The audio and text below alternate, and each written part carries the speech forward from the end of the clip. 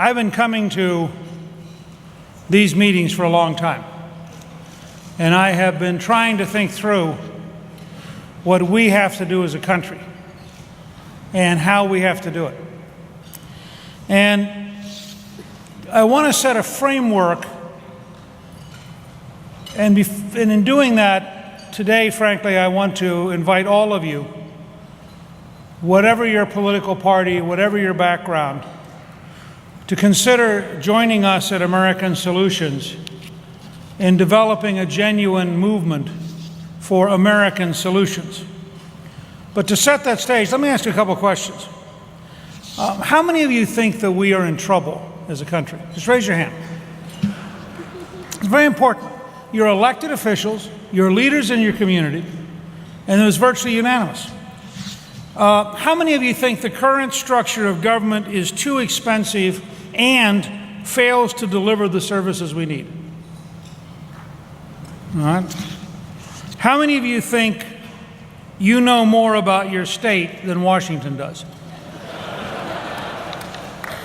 I'm just trying to get a feel here. How many of you think you could save money and be more innovative without Washington micromanagement? Okay, just trying to get a flavor, okay?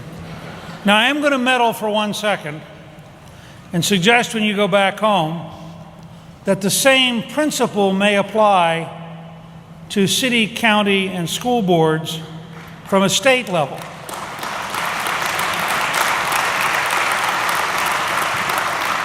If we're going to trust the American people, it can't just be a food fight between Washington and the state capitals.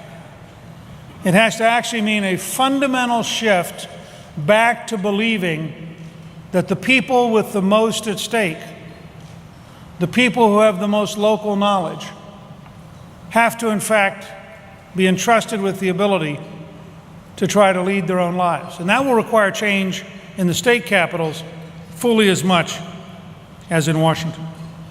Now, we would like you, as a first step towards creating an American Solutions reform movement, to look for all the ways in which the federal government makes it difficult for you to enact reforms, to save money, and to improve services. And working with Congressman Devin Nunes in the House, we're developing what is in effect a back to the 10th Amendment model, where when we can find really good examples, we're going to drive changing the law in order to get rid of the things that impede us. So at American Solutions, we'd be glad to hear from you as you find things that are making it more difficult. Now, I'm going to talk some about our future as a country, but I want to start and be very clear and very direct.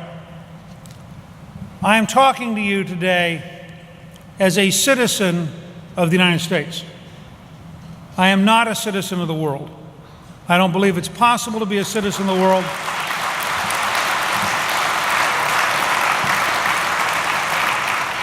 I'm concerned about the world. I try to learn about the world. I actually have a PhD in European history. I'm very much in favor of talented, skilled, entrepreneurial people coming to America from all over the world. But in the end, I want to invite them to come here to become Americans. And I want us to renew and extend American civilization.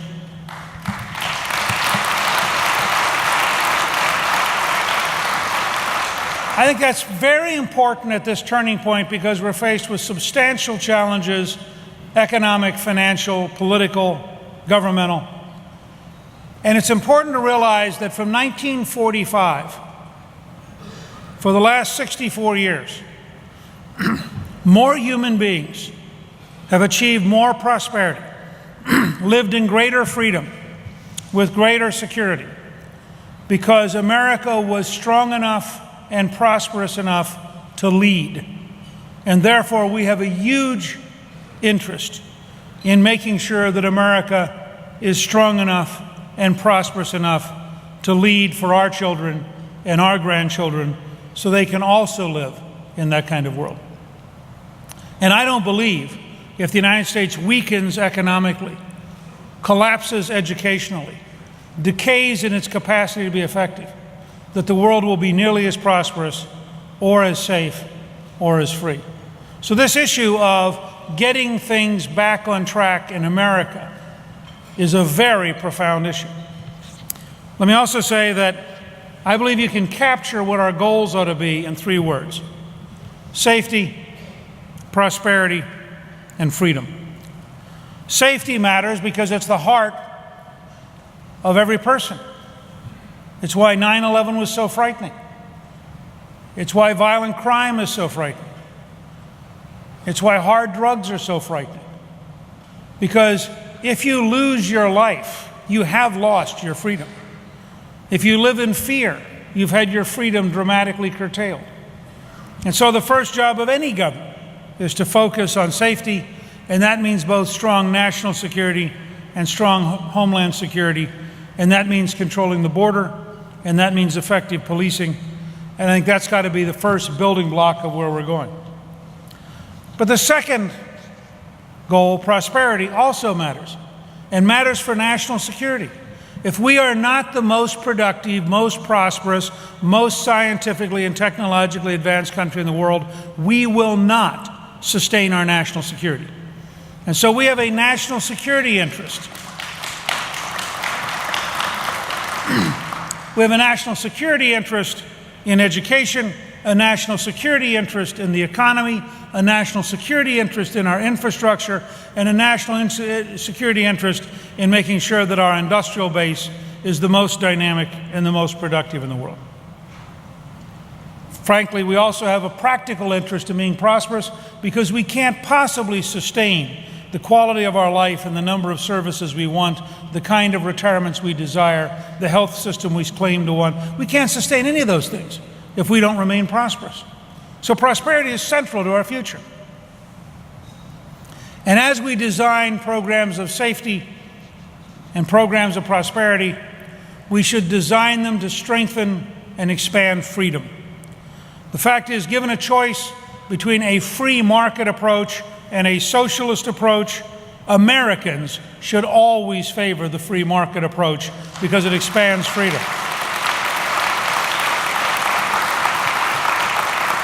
Given a choice between centralizing power in Washington, where a handful of bureaucrats, lobbyists, and politicians try to run an entire country of 305 million people, or decentralizing power back to the people so that the people are controlling their own lives, controlling their own neighborhoods, taking their own risks, being inventive on their own, there's no question which expands freedom and which shrinks freedom. So we're a movement of safety, of prosperity, and freedom. Now, I want to assert, and I'll debate anybody anywhere in the country on this, that our current political dialogue and our current government structure cannot achieve our goals of safety, prosperity, and freedom. We need a new vision and new principles and policies.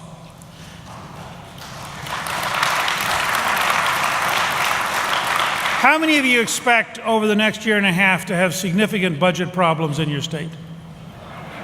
Now, that's very important. Now, I'm going to come back to this because I don't think we've had an honest, straightforward discussion about where we are. In 1960, General Motors had 60% market share and was the largest industrial corporation in the world. For 50 years, they avoided reality. They became overpriced. Their work rules made no sense. They couldn't carry the burden of their structure. And now they've gone broke, and they hope to have 15 to 20% market share. I think that's a pretty good analogy for where we are as a country. We have too much government, too much bureaucracy, too much spending, too many expectations that are unpaid for, and sooner or later we have to have an honest dialogue about how we're going to get America back on track. And that dialogue can't be just the president. There are 513,000 elected officials in America, and we need every one of them to take their share of responsibility for getting America back on the right track by being honest about what we can afford, honest about what we can achieve, and putting our shoulder to the wheel and getting the job done.